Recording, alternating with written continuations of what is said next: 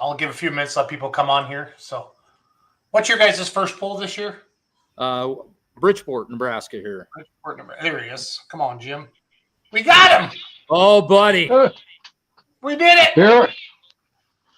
Jim, who said you can't teach an old dog new tricks? Look at this. Yeah. Okay. Hey, Jim. Yeah. Jim, turn your phone sideways so it's long ways, parallel. There you go. Give it a second. It'll adjust. Okay, I lied. Don't worry about it. That's in his settings. I don't want to do that to him. Yeah, no, just turn it Jim, back. Go ahead and turn it back. Okay, boy, prop that guy up and get comfortable.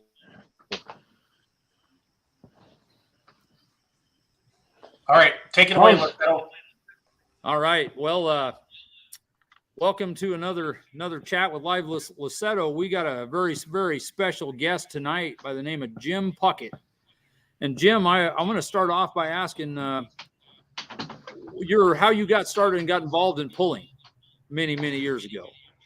Well, a long time ago, back in the late 70s, I was working for Sandhill Implement at Bassett, Nebraska, and they bought a modified tractor with Alice Chalmers tin work on it. Had a little 454 in it, naturally aspirated.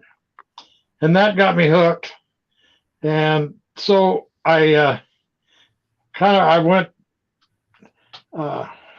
got started that way, went with the Swansons different times.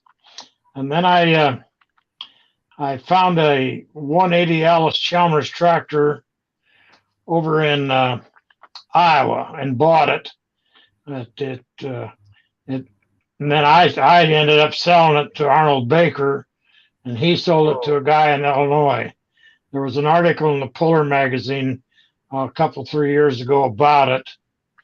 But anyway, how I got started announcing is after I broke the tractor a couple times, the announcers got paid every time they went, and all I was doing was spending money. So I decided that if I just go and I was good at that, running my mouth, and they was going to pay me, and that made more sense to me than working on a tractor every night after work, and so that's how I got started announcing. You got to tell Jason the name of the tractor, because that was one of my favorites. The tractor's name was the Bassett Hound.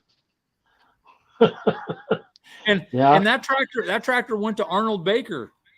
Yeah, that tractor ended up Arnold Baker. He got it. It was in pieces, and had brand new 2-ply 30.5 tires on it, never been cut, and that's how that whole deal all started. And then I started doing Nebraska shows, and then the guy that used to run the state fair called me and asked me if I'd come and do the Nebraska State Fair. I'm not remembering his name. Yeah. And that kind of got me recognized, and first thing you know, my phone rang, and I did a few shows every year, and then I got to I done a show for Andy Main over in Iowa or in Illinois, and then I got on the NTPA board, the executive board. I served 2 terms there, and got a little recognition there. Let me tell you what, that was in the late 70s, early 80s. That was an education itself to be on that NTPA, because we shut the door after the horses got out many, many times. There's lots and lots of stories, but I don't like to tell them because it might involve somebody that nobody would want to know what happened. But absolutely. There was Andy Main was on the board, Lloyd Ludke. There was a guy from Georgia, had an old Minneapolis Moline he pulled. Danny Fillingame. Danny filling game. Holy smokes. And then Yep. Dave Haley was the president. Then there was a guy from Pennsylvania on the board. There were some others. Gary Sporace, later the second year, served my second term. Gary Sporace was on the board with me. Ralph Banner. And that was quite an experience. I wouldn't give a nickel to do it again, but I wouldn't take $1 million for the experience. It was a great experience, and I met friends. We're friends to this day, these people. And then after that, well, I went to work for Steiger Tractor and traveled Kansas and Colorado and part of Oklahoma, and my job got to interfere with my tractor pulling. And so that's when I went off the board. I didn't serve my complete term. I just decided that my job was more important than the NTPA. It was a tough decision to make, but I knew in order to eat, why I probably ought to stay with my job. Jim, what were some of the notable pulls that guys would remember like you did for NTPA? Well, let me think. NTPA, I did the show at Hildreth, Nebraska for right up until they had the Grand National. And when they called me about the Grand National, I told them that I wouldn't do it. Yeah. Because I said, we've got a great crowd. And I said, you spend all this money and this is going to break you. You don't do this. But they did it anyway. And that was a tough decision too, because I loved those people down there and I liked doing this show. But I didn't want to be a part of that, of them. And they did. It broke the Hildreth Lions Club. I don't know how they ever got out of it, but they did. Jason, just for your own information, though, that Hildreth pull would be like the current day Wisner, Nebraska. I mean, I've heard of it. Yeah, I've heard of it, Greg, for sure. You can go back and watch. There's still videos where it was filmed for ESPN in like 88 and 89. Pretty cool stuff. And Jim, you were pretty instrumental in the Nebraska truck and or it was tractor pullers at that time. The Nebraska tractor pullers, we had I don't know, it seemed like maybe I served a little term, one of the presidents or something like that. But it was Lyle Nelson and Von Jurgens, Jack Carey, Dennis Swanson. Then there was a guy, and I just saw him last night at a meeting. Doug Nelson had a little 3010 John Deere with 2 turbochargers on it, 4-cylinder, and he still has that tractor, by the way. It sits in the shed. Yes, he does. Jason, they actually took 2 Rosa Master pumps and hooked them together and teed lines because it was a different time. That was a tough little tractor. If you, I'll tell you what, I should have prepared a little better, Jim. I've got a picture of Doug's tractor on my Facebook page. I'm going to have to go find that and get that to Jason. I do have one question off of what you mentioned. You talked about, when you were on the NTPA board about the closing the barn doors after the horses are out. Was that kind of a rules thing, or what were you meaning? Yeah, that was the rules. We had to have an accident or something to in order to put a roll bar, for instance, a roll cage on, which I wasn't a part of that. But there was little things that happened that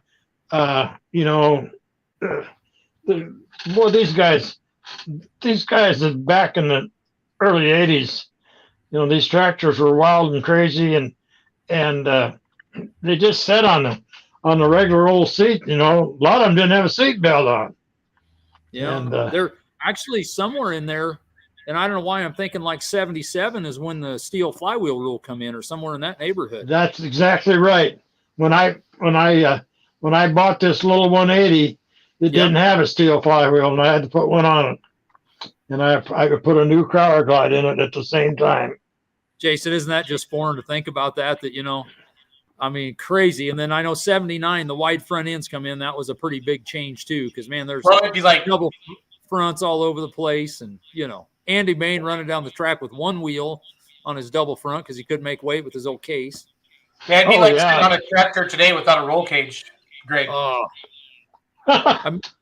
there's Arlen Jensen. There's a whole group of stories there. Yeah, Arlen from Harlan. Arlen from Harlan, yep.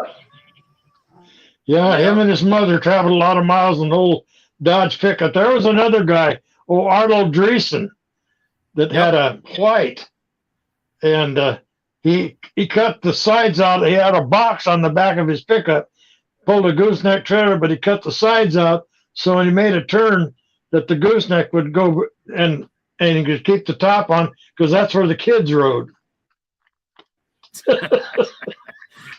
There's that we had seen some, that tractor ended up out west here by us, and they literally cut and trimmed the tires with chainsaws, and those things were just paper thin, and the whole transmission deck was made out of plywood.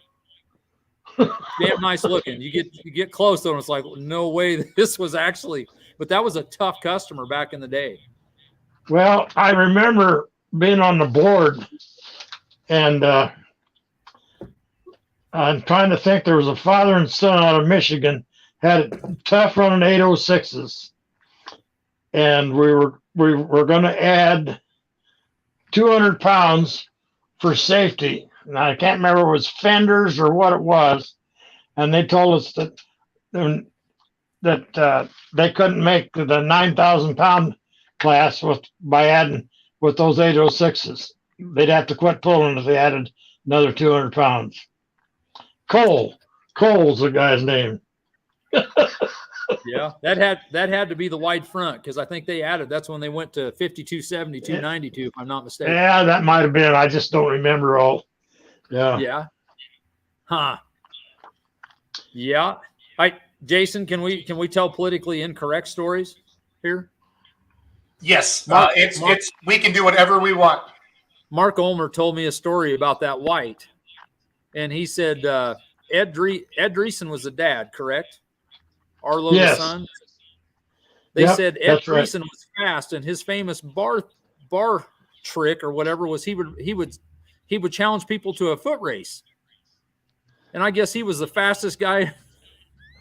And here's a guy in his 50s out there racing people at the bar, and I guess in the bar they had a sign put up there for the white tractor, okay, white tractor, Jason, and on it said "Go Whitey, go." I mean, so that's great Mark Ulmer stuff. Another one too, you look at the legacy of people that are still going. You talked about Lyle Nelson. It's darn cool to see that he's actually fourth generation later is yes, it is still pulling. He's got great grandkids sitting on there. He's smiling somewhere. I can tell you a little Lyle Nelson story. I know a lot of them. This one I can tell. Lyle Nelson was over in Wayne, Nebraska, and we had a guy that had a V8 tank engine, and there was a little propane tank supposedly under Lyle's feet. Well, it was nitro, and they could open the valve and inject the nitro in it. And Lyle started down the track, and he was really, really humming, and he reached down and opened that valve a little more, and it blew the hood and the head right off of that 806. Sounded like a bomb went off. Oh man, that typical Lyle story was those are the good old days. Those are the good old days. So. Who was the guy with the tank engine? Was that Dick? Yeah, Dick. What was his last name? Payne. Yeah, Dick Payne. Announcer's dream right there, Jason. Yeah, I would have gotten a lot of trouble there. Not gonna lie. But yeah, he was one of our longtime Nebraska mod pullers. Yeah. And where was he from? He was from up by Grand Island, Okay. north and west, and that was an F-30 frame. He never bothered to narrow it up, and so with the 30s on the flatbed trailer, he stuck out about 6 inches on both sides, and he was headed to Louisville. He pulled in Louisville with that tractor, and it was in the middle of the night, and he pulled into the way station. The guy told him, he said, he said, your boomers must have let go and your chain got loose. He said, you're sticking out about on one side there. And Dick supposedly, I wasn't there, looked at it and he said, oh man, am I glad you told me that. He said, I could have lost that tractor. And the guy says, just pull it out, start it, and get it a little closer if you can. It was cold, they said. And so he backed it up and rolled it ahead, and he was still sticking out just as far on the other side, and the guy let him go. Yeah. Greg, I remember your dad starting that M Farmall he had with a crank. You know, he did that at the Indy Super Pull even. Yes, he did. I was there. Do you know why? You know why he did it? No, I never did know. Because he parked it for the last of the season, right when the steel flywheel rule came out, and all he was able to get was like a small block Chevy flywheel or something, or Ford that was re-drilled, and the ring gear was not even anywhere close. His only option to pull that thing was put the crank on it, and that stupid tractor would start unbelievable. 2 pumps on the 4-barrel, way she went. And that was but he had a steel flywheel. Hey, man, he was legal. That's all that mattered, right? Yeah. Yeah, different days. Yep, and I tell you what, there's another guy up, Dwayne Pfister just mentioned in a comment, Vernon Wood. Oh, yeah. I was in Hutchinson, Kansas, when Vernon Wood hit that concrete wall at the fairgrounds, and he was humming when that happened. Sparks just flew, and he just hit the brake and took off and went right out the end. Never lifted. Yeah, he was.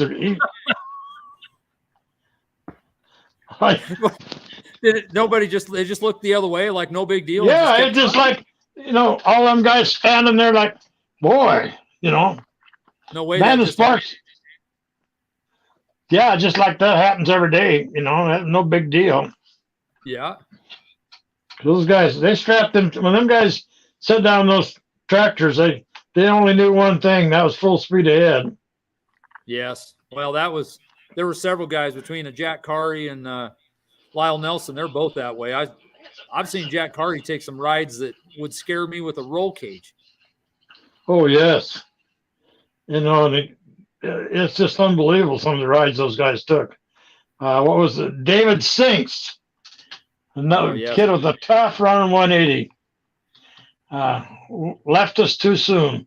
Good friend, but Dave, he bent both rims up in Minnesota. He went up there to there was a pole there in southern Minnesota. He went up and he got sideways and crossways and bent both rims because we had a pull in Bassett like the next night, and he showed up, but he couldn't pull because the rims was bent so bad. Yeah. Yeah, I'll tell you, that's, Jason, I told you the history is I won't say a pastime, it's a passion of mine. That's one tractor that I've been looking for. That tractor left out of Bridgeport here, got sold to a Don Krinsky in Minnesota. Okay. And then the last thing that we heard, and I can't find, I talked to Krinsky's son the other day in Oklahoma, and that tractor went to Pennsylvania. And it just dropped off. We can't, there was in 77, there was 3 tractors in Bridgeport here that all won their region and went to the Indy Super Bowl. My dad's M was one of them. And I was able to get that tractor bought back about 5 or 6 years ago. Stan Girdle's brand new, he had a 966 and they tore up a new 986. And LD Nation told me that 986 is still pulling in Tennessee. I haven't figured out which one it is yet, but someday. Well, I think Jack Carey's 4010 or 4020 is in, I think it's in Kentucky too, isn't it? It went to Kentucky. I don't know where it went from there. What about Vernon Woods 4010? One of the first ones on the 5. You said it went back to Illinois or Indiana? Yeah, it went back. I think maybe it might have went to Kentucky. Jack Carey and Woody were really good friends, and I think through Jack that's how it got sold. And I think it had something to do with where Jack's tractor went. I'll be darned. Now, Jason, he needs to answer this question here. We got a guy. Yeah, Jim Schwartzman asked, "Did you ever pull with Rusty Severe?" Oh, let me tell you a story about Rusty. Okay, Jason, he hasn't read the comment either, but here we go. We were at, I believe it was Falls City.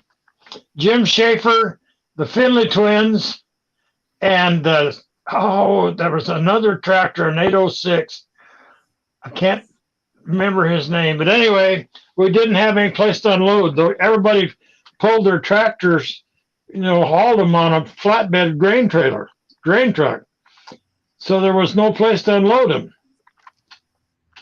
And they were storming around trying to figure out how they was going to get them off, and they all had hoists. But then when they left the hoist, picked it up, why, they'd be about 2 feet to the ground, yet. And Rusty Severe said, I think I'll just drive mine off. And the Finley twins said, I bet you $100 you can't do that. And Rusty just took the bet, and he crawled up and fastened the chains, backed it up to the bulkhead, and idled it up and got it warmed up a little bit and throwed the throttle ahead and just drove right off of the man. Everything bounced and shook, and they come by the Finley twins, and he said, for $200, he said, I'll put it back on. Oh, there's another guy checking in. You probably know a Doug Meisinger. Oh, Doug Meisinger. Let me tell you, that tractor is a big secret, but they're finding out that people out in the West can build pulling tractors also. This guy, yeah, he won that pull last year back in that championship pull, and then he run all last summer and with the Outlaws and never got beat. But let me tell you, I think all the tough guys are going to be there that championship pull, see how tough he really is. And knowing what's going on at the Meisinger shop, I'm thinking he's going to be pretty tough. You can't be undefeated for forever, but I wish him all the luck in the world. No, knowing Doug, it's probably still in pieces, right, Jason? He'll get it together here in a few days because that poll's coming. Is that? No, you got the 19th and 20th. You got two. Oh heck, there's probably more than the engine apart then. Oh, probably that tractor's probably still sitting in the shed. His wife's going to tell him. She said, "Hey, you got to pull in 2 weeks. Maybe you ought to do something about it." And now, actually, I believe that he's been working on the tractor in the shop, and he'll be ready to go. Tough running Moline. Yes, I love that Moline tin work. I really do. And now, Jim, you spent quite a bit of time down in that area with the Steiger company. Yeah, I did. I had to leave Kansas because of my beliefs. I got to believe I didn't leave, somebody's going to hurt me. So, but no, I actually lived in Goodland, Kansas for really? a few years, and I started out in Garden City, and then I moved to Hutchinson, and then I went to Oklahoma, and then from Oklahoma to Goodland, Kansas. Yeah. And then when Steiger Tractor sold out, I was without a job, and they kind of took care of us guys. But anyway, I came home where born and raised, went to high school, and helped open up a Case IH dealership here in Atkinson, and spent my last 11 years of my career in the farm equipment business right here at home, and just stayed here. So you were down there probably when Walt Rohr was still running the old Rohr and Red. Well, no, when I went down there, Walt had just sold that tractor. Okay. Walt's health started going bad on him, and he that's one of the last memories I have. I was announcing the pole at Goodland, and Walt was sitting over there in the stands on the track side, and I went over and talked to him. Boy, I could tell that he wasn't going to be with us long, and he was. Boy, that was a tough running tractor. You talk about a tractor need another 200 or 300 pounds on the front. That was one of them. And Jason, that tractor went from their Walt Rohr there in Goodland, Doug's hometown, and then got sold into eastern Nebraska to Frank Stander, and then is now the lock and load tractor. I mean, I'm sure it's changed a little since the days, but that thing originally come from Doug's hometown. Yeah, that's Walt Rohr and Red, they called the tractor. Yeah, he was an international harvester dealer. Yes. We had a guy ask a question how long that Lyle Nelson pulled. Boy, Jim, to my memory, I think he was 82 or 83 when he made his last pass, somewhere in that neighborhood. Yes, he was. I was announcing the night he did that, and okay. He was 82 years old, and there's not a lot of us old guys. I'm going to be 88 this summer. Holy smokes! And so it's like the old guy said, if you was going to live this long, you took better care of yourself. But I wouldn't change a thing in my life. Yeah. Yeah, and then later on, you got around to several of our Colorado polls too. You announced there for several years as well, didn't you? Yeah, I did. I could go full time then, and I was enjoying it. And I had the motor home, and I had a trailer I pulled with one of my straight rods in the back. At that time, it was a '56 GMC pickup, and that was my one. And I'd go out there. Sometimes I'd be gone a week, 10 days, and and we'd bunk up down there. Greg and I, the guy I can't think of his last name. Greg got the twin. Greg Urban. Greg Urban. We just stayed together, and we'd eat a little steak and sit there and talk about tractor pulling for 2 or 3 days, always laying around. And there's another guy that could. I'd love to see a map of every place that man pulled. Oh yeah, Greg, actually he pulled in Alaska. It still blows my mind. Was he one of them that pulled in Hawaii as well? Yep, I think he went. He either went to Hawaii or he went to Australia, and I think it was Hawaii. Oh wow! Okay, that'd be a couple hard ones to check off on the list today, Jason. Yeah, there's. Well, of course, we talked about that. Greg and I talked about that today. There's another guy that needs to be interviewed, and out of Holyoke, Colorado. And I'm sure Gary Sporhays. Gary Sporhays. I had a good talk with him today, and Jim, of all things, he doesn't want to be interviewed on camera. Really? That's because he's homely. He doesn't. Could be. I haven't seen him in a while. He's about that. Yeah, I think he's probably listening. My phone will be ringing shortly. Yeah. I talked to him quite a bit on the phone. That's the one thing I have been able to do is stay in contact with a lot of my old pulling buddies. I have to give a lot of that credit to Facebook. We found each other.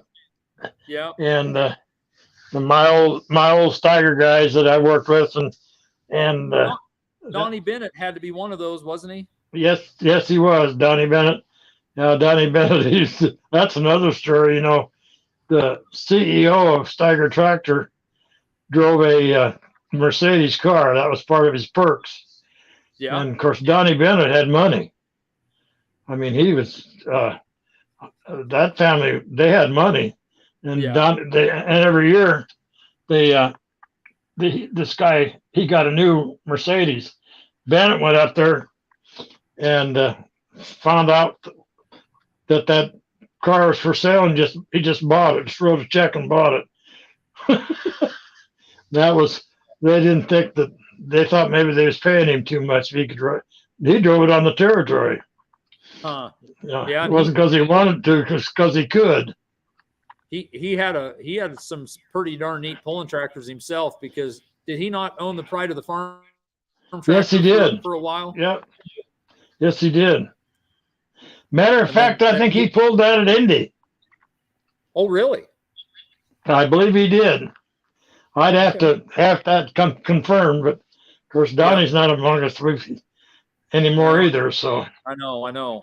And then later he had a 4430, I think, that burned up in the fire at Drussel's. Yep. Yeah, there's another piece of work, that Drussel. Yes. Jason, do you know much about the Drussel influence in pulling? It's unbelievable. Well, I know. I mean, I just think Drussel rim. That would be the only thing I would recognize. That was the first. That might have been the first aluminum rims made. It was on that Williams tractor, that 4010, out of eastern Colorado. I think there was one set earlier made by Lauren Pryor. Oh, Lauren Pryor, yeah. But they were very good friends.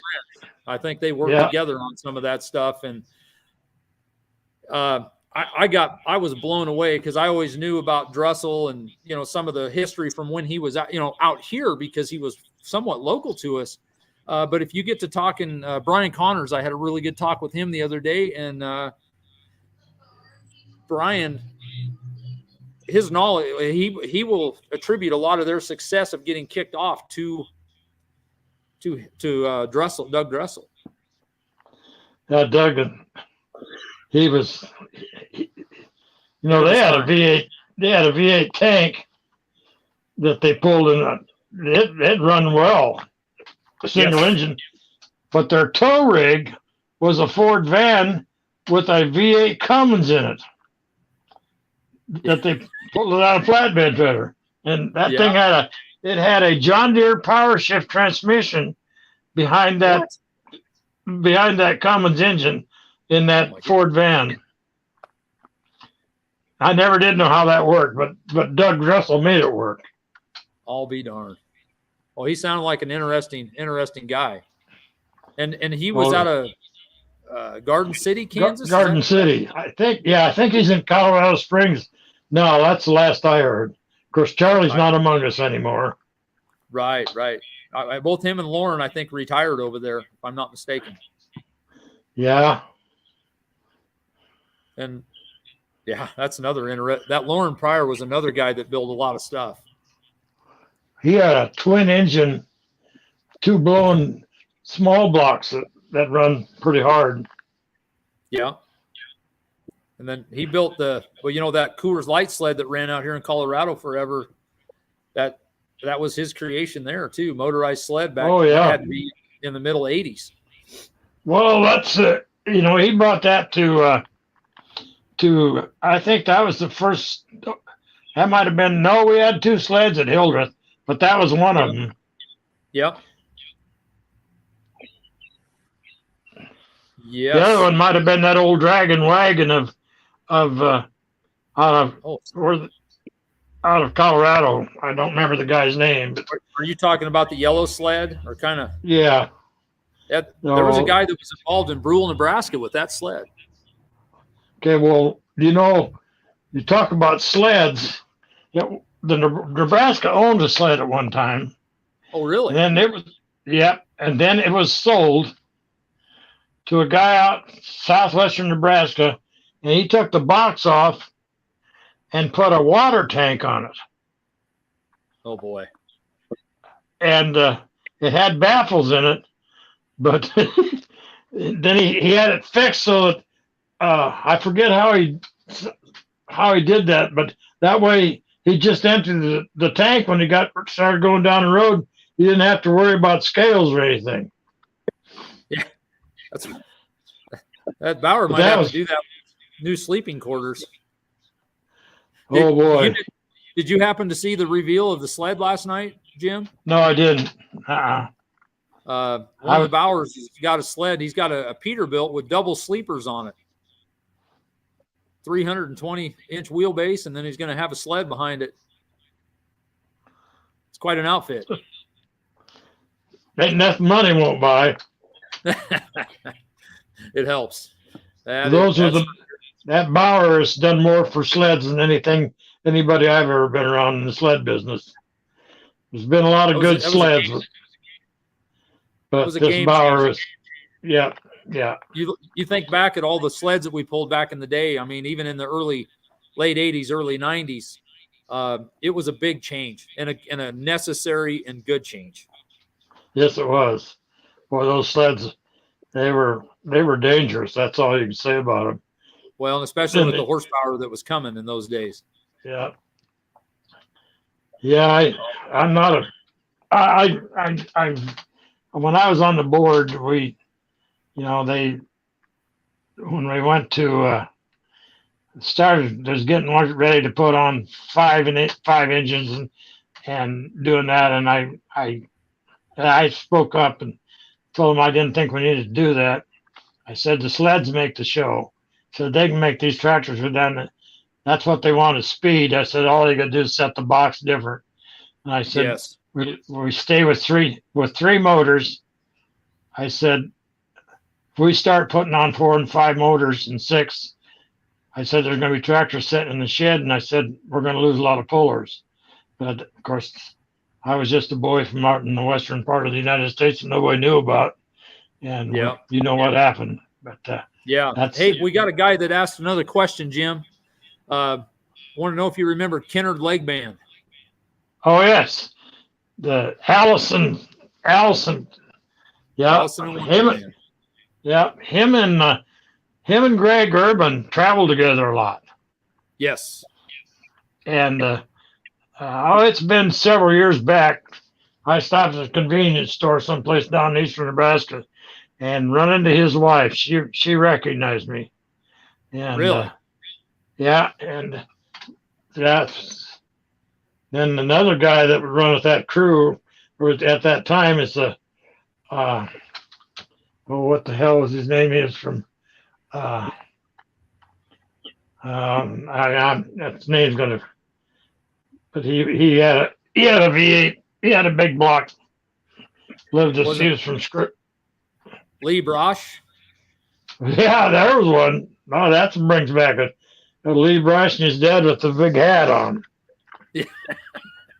Yeah. Was that the guy you were thinking of, or a different guy? No, that's a different guy.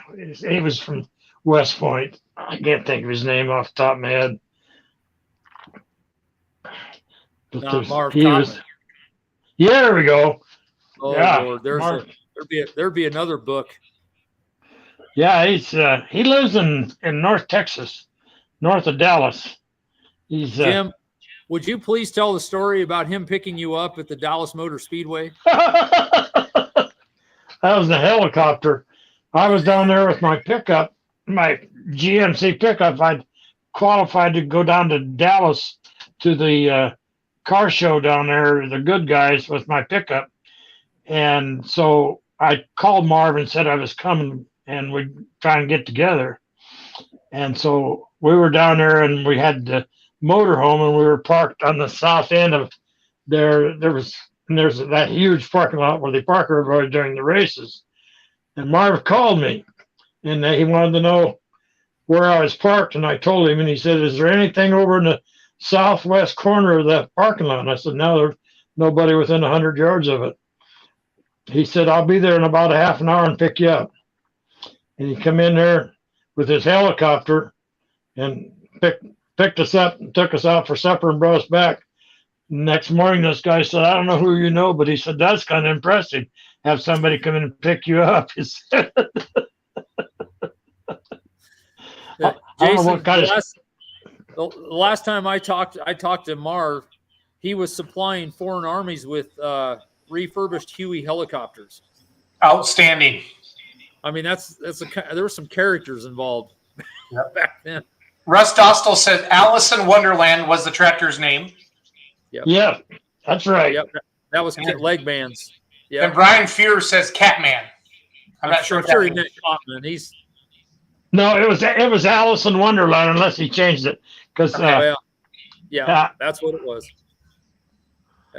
Yeah, it said Legband's wife name was Sandra. There you go. Yeah. Yeah.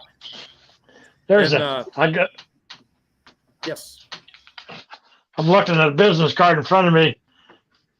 Ludke's Eliminator, Jimmy Ludke. Jimmy Ludke came and saw me last year, and that was a big surprise. He called me and wanted to know how he got to my house, and his dad Lloyd. Yeah, Lloyd was on the board with me, and Jimmy wasn't very big then, because I was on the board in the late 70s and early 80s.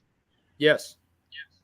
And but Jimmy is he's I think he's got 3 sleds. I think he only uses one, but he's pretty much stays at home. He's got a little heavy, carries a little extra weight, but we all do that. It's not a bad thing on the sled. No.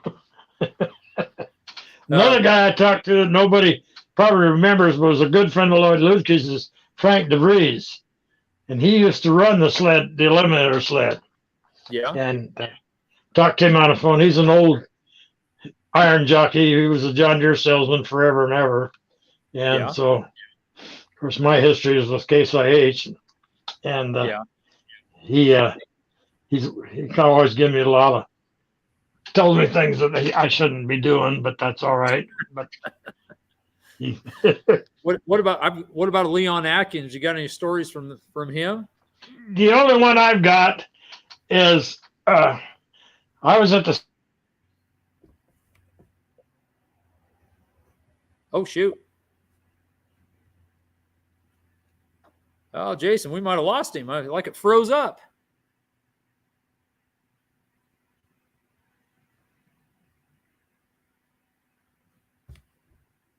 What's that, Jason? I had myself muted. Sorry. I've been playing some video from Hildreth, Nebraska, up there on the top above you, Greg. I'm glad you said that because I went out to YouTube, but I don't know where Jim went. So yeah, his screen definitely froze. So yeah, Jason, that Hildreth pole, I don't know. I mean, you can kind of see what was there. I mean, that thing was unstinking believable. Oh yeah. And as a little kid, it was some of my favorite memories because, we got exposed to all the guys, all the heavy hitters. Got to see Gardner Stone run, and I mean, it was just like, I don't know, it was a perfect world for me. Little town in Nebraska, and all these big names come around. It was great. Oh no, look, and the crowd just packed on both sides. Oh, Jason, we got a story. We stayed there one night, and of course, if you're going to stay there, it's a camping situation. I mean, my parents used to actually pack a tent, and we'd sleep beside the trailer. And we woke up the next morning in Hildreth, and I kid you not, they were running down the street with a front end loader, scooping beer cans out of the street of this little town. And they followed it up with a fire truck that was hosing off the walls from about 6 foot down. Wow. I mean, it was. I think it could have rivaled some Bowling Green stories. I mean, I was too young. I was 10 years old, Yep. But I love it. Well, I have a feeling we're probably not going to get him back tonight. But when I talked to him, at his age, and he wanted to come on, that was exciting. We had to do it. The stuff and things that he had seen over the years and been a part of, and It's also interesting to me to hear him talking about the rules and limitations in 1979 and 1980.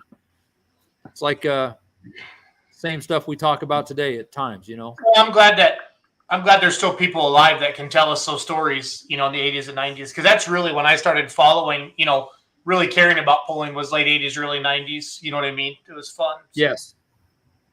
Yeah. Chuck Popropke said Hildreth was a whiny pull. I'm not sure what that means.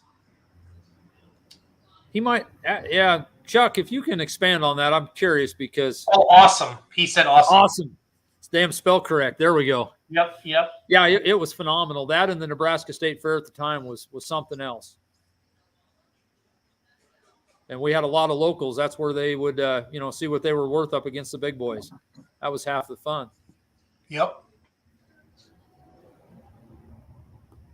So, well, boy, Jason, I don't know if you want to. We talk just a little Heartland business and call it a night. I mean, it's live with Lussetto. We can do whatever you want to do. So, wow, you're the ringleader, man. But, no, I just push the buttons. I just push the buttons. So that one thing, and this isn't really Heartland related, but it was very cool to see the reveal of the sled last night. Yeah, also that show. The amount of people that watched that last night was insane. Really, I didn't see numbers, but it was couldn't happen to a nicer couple than what they do for the Outlaw family. The thing that I think that Kevin doesn't get enough credit for is the way he builds tracks, because there's a comfort level with people coming to the pulls that know that things are going to be handled and taken care of track wise, let alone the sled. Yep. So, and to see him have his own deal, and that's going to be a good thing. And the involvement with Case IH, honestly, one benefit, and we'll put on the Homer hat here for just a second. Absolutely. with our Heartland deal and Outlaw, the benefits. I picked up the phone today and talked to a marketing company in Illinois that is kind of the go-between between Case IH and they work on the program. They're going to help us with some stuff, maybe some flyers and different things. That's stuff that it isn't easy to get people to do that, and to do a nice job. And that's some of the benefits that I'm looking forward to as we grow this thing together. Yep.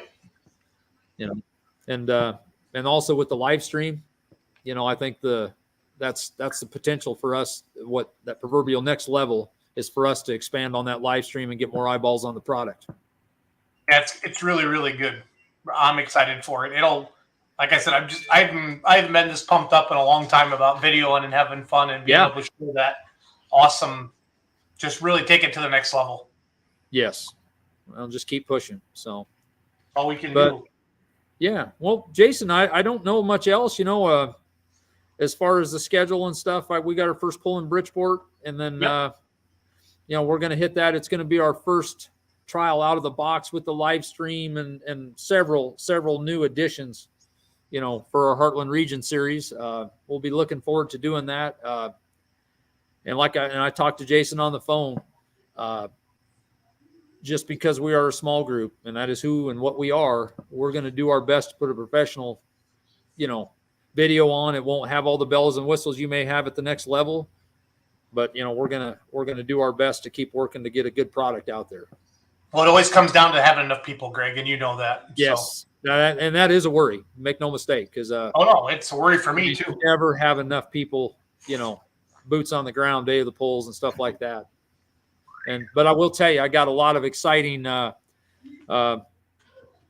We got 2 guys and a girl and a bear that look like they're on board to do some promotional work from Wyoming.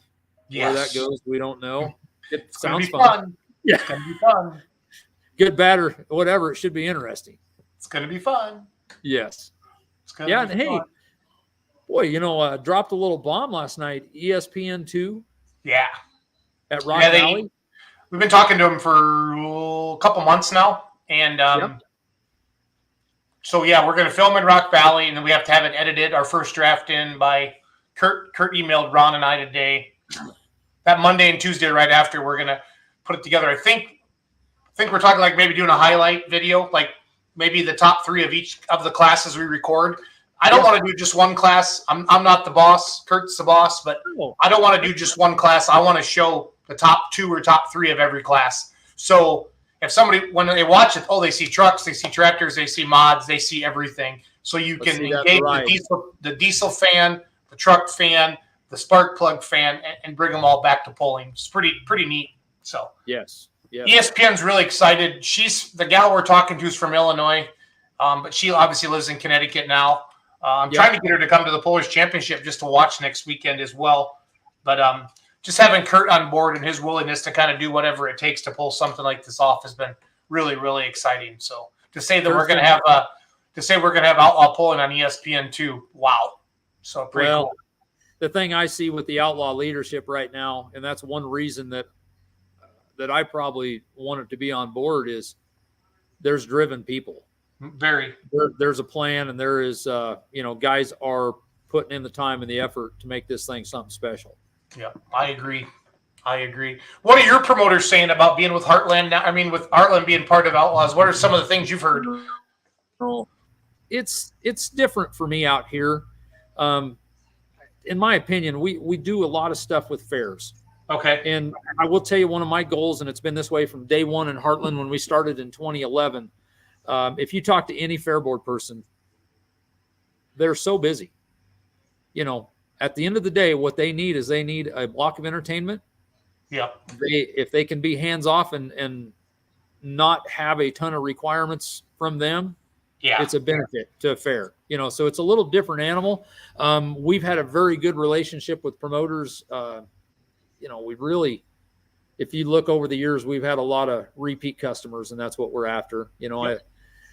I will tell you a goal for me out here, and part of the reason I wanted to get hooked up with Outlaw is we have our usual suspects, and we need to bring some stuff in, and it's not all the time, but we need to make sure that we don't get stale.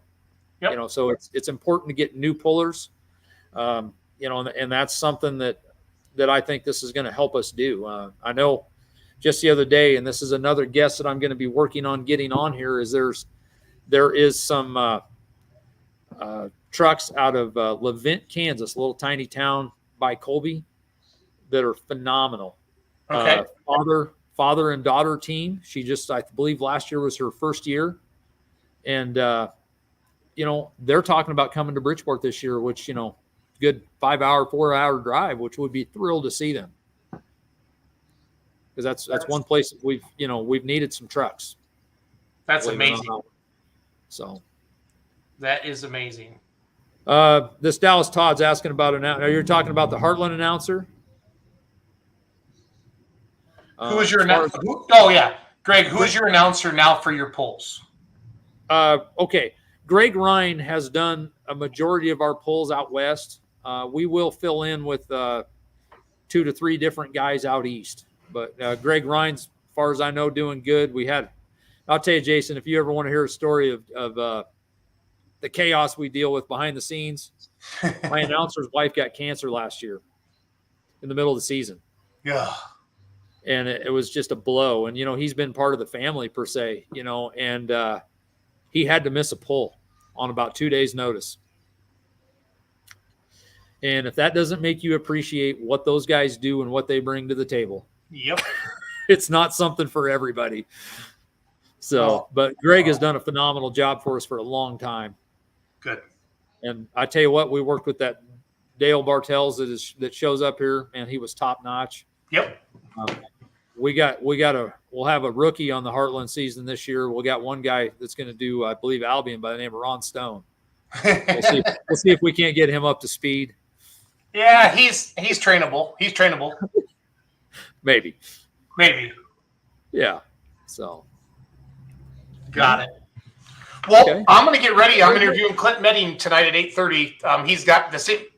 Normally, I go down to Nordheim, Texas for the May Feast shootout for Clint's hometown poll, Texas Truck and Tractor Pullers. But the goal at the Pullers Championships is to get it as close to the season without getting into any national points races. And so we moved it back a week, and Clint's still mad at me. So I told him I'd be really nice to him and give him some extra plugs. Did it fall on his poll? Yeah. So he's been giving me a hard time. So we're going to keep working with Clint. I'll tell you what, that's that Texas group. that is one I would love to see. We got just a few little details that could be worked out, and that would be a phenomenal addition. I'm hoping you're talking to him, because to me it only makes sense, because there's a lot of the outlaw pullers down there anyway, and you could do some really good co-sanction with some Heartland classes and a few outlaw classes, Greg, and put on some awesome shows. Buddy. Well, but to be honest with you, down there it doesn't even need to be Heartland. That Texas Truck and Tractor Pullers group is a strong enough group, and they've got some very nice iron. But yeah, that's what I meant. I'm sorry. Yeah. Some TTPA, and then you could bring in a couple big outlaw classes. Like the two-wheelers, and the two-wheeler classes. I mean, obviously we filmed it the other night. It was amazing. I think there were 17 of them or 12. And that's what people don't talk about is we're used to seeing the Nelsons and Zycheks and those guys come up here, but man, there's way more two-wheelers down there than just them. A lot more. They can put on a phenomenal show. A lot more. So, we'll keep trucking along, man. And Jason, I sure appreciate it. I love doing this every Wednesday. We'll be here. I'm in a good mood today. The consumer price index came out and mortgage rates went down a little bit, so I'm hoping they continue that trend. Just watching inflationary numbers with my real job with mortgage, so I'm excited for that. Use that a little bit in your world. Well, just because if you bought a house during the COVID or refinanced during COVID, you have a 2 or 3% interest rate, and if you're thinking of selling right now, you don't want to lose that rate, and because we need to keep turning inventory. I probably have 200 pre-approved buyers, looking at houses, and there's just not that many. You know what I mean? Yeah.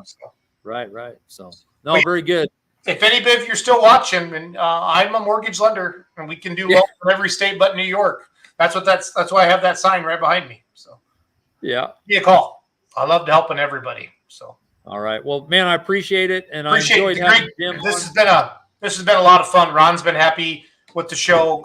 Kurt Van Beek's been happy with the show. So you do a good job, and I love the guests that you bring on, and we'll keep having fun. Him that we'll try to talk a little business with Heartland and some of that. I get stuck in the history because I just that's a thing that I love, man. I don't want to see that go away, and I want the stories told because. Well, I didn't do a good enough job of promoting that Jim was coming on tonight, and that's my fault because as the show went on.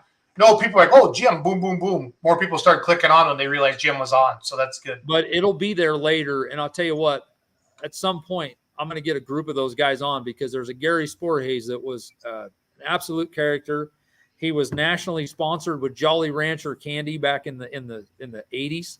I mean, it was some neat stuff, Jason. And I think it, adds value to, it's where we were, and there, it wasn't all just, hillbilly stuff back in the day. There was some neat stuff. Gotcha. I love it. So, very good. All right, buddy. Have a good night. You too. Thank you. Thanks for watching, everybody. Live with Lussetto. Dun, dun, dun.